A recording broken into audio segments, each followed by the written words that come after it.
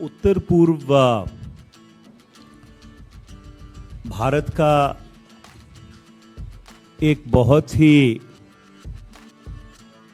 महत्वपूर्ण और अटूट अंग है। उत्तर पूर्व में अगर कोई अस्थिरता होती है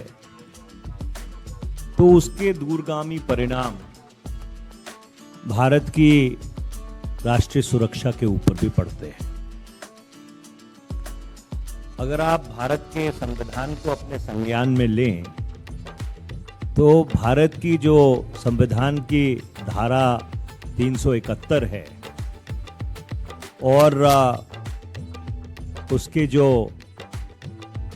ए से लेकर एफ तक भाग हैं,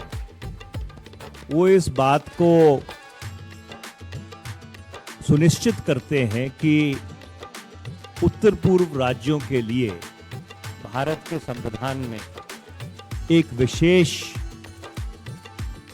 स्थान है और एक विशेष अरेंजमेंट किया गया है। और जो भारत के सरहदी राज्य हैं, चाहे उसमें उत्तर पूर्व के राज्य हो, चाहे जम्मू कश्मीर हो, चाहे पंजाब हो, उसमें जब भी अमन और शांति बिगड़ती है, सांप्रदायिक सौहार्द खराब होता है, अस्थिरता फैलती है, तो जैसे हमने पहले कहा कि उस चीज का जो असर है वो नकारात्मक होता है और दूरगामी होता है। मणिपुर में पिछले 78 दिन से जिस तरह की परिस्थितियां उत्पन्न हुई हैं,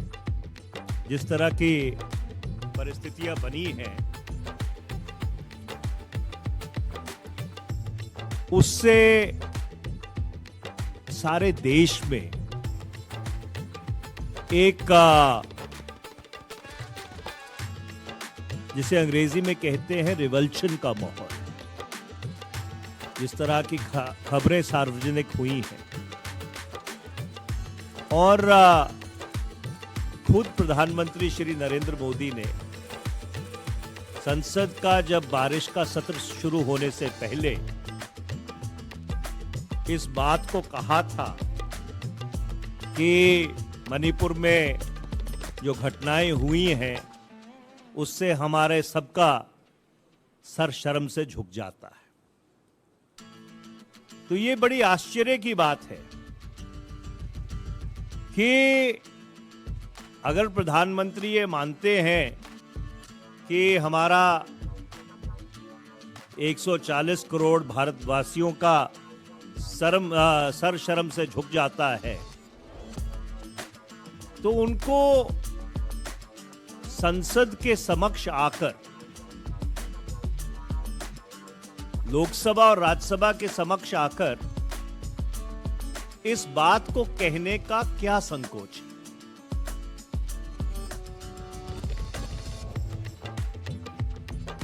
वर्ष 2004 से लेके 14 तक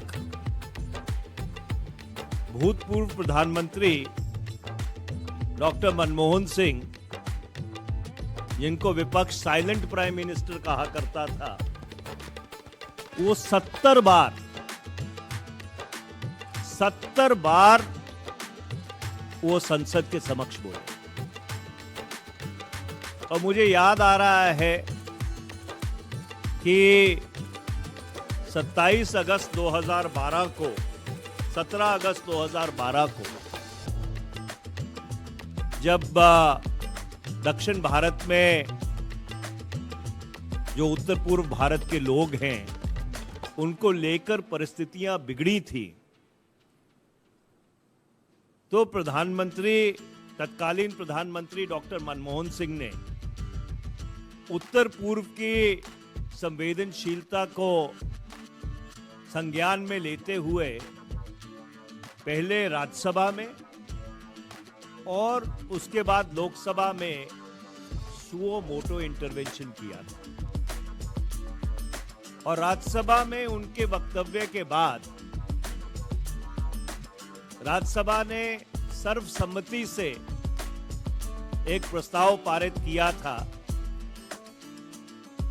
और जो उत्तर पूर्व के लोगों के खिलाफ हिंसात्मक घटनाएं हुई थी उसकी कड़ी निंदा की थी और उनको सुरक्षा का भरोसा दिलवाया और ये इसलिए किया गया था क्योंकि उनको इस बात का अंदेशा था और वो खुद असम से राज्यसभा के सदस्य थे कि उत्तर पूर्व में जब परिस्थितियां बिगड़ती हैं तो भारत की राष्ट्रीय सुरक्षा के लिए उसके परिणाम ठीक है और ये कारण है। और मैं आपको ये परिप्रेक्ष्य इसलिए बताना जरूरी समझता हूं क्योंकि सरकार ये कह रही है कि हम चर्चा के लिए तैयार हैं। सवाल चर्चा का नहीं है, सवाल जिम्मेदारी का। हम कोई संसद में टॉक आउट नहीं चाहते हैं, हम ये चाहते हैं कि जिम्मेदारी तय हो कि 77-78 दिनों में अगर मणिपुर की परिस्थिति इस इंजाम पे पहुंची है उसकी जिम्मेवारी किसकी है। बीच में ये खबरें आई थी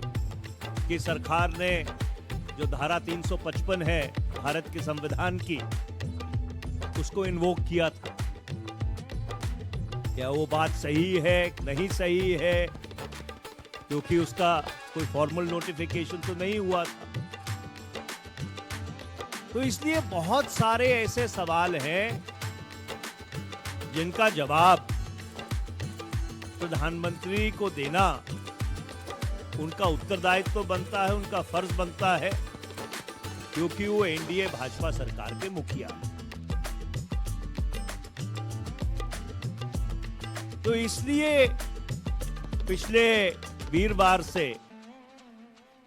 हम लोग जो सामूहिक विपक्ष है जिसका नाम इंडिया रखा है बेंगलुरु में, और मुझे मालूम है उसके बारे में आप कुछ सवाल पूछेंगे, आज कुछ टिप्पणियां हुई हैं उसके बारे में। तो इस इंडिया अलायंस ने इसलिए पिछले 3-4 दिन से इस बात को प्राथमिकता पे रखा है कि प्रधानमंत्री खुद आकर भारत की राष्ट्रीय सुरक्षा को सामने रखते हुए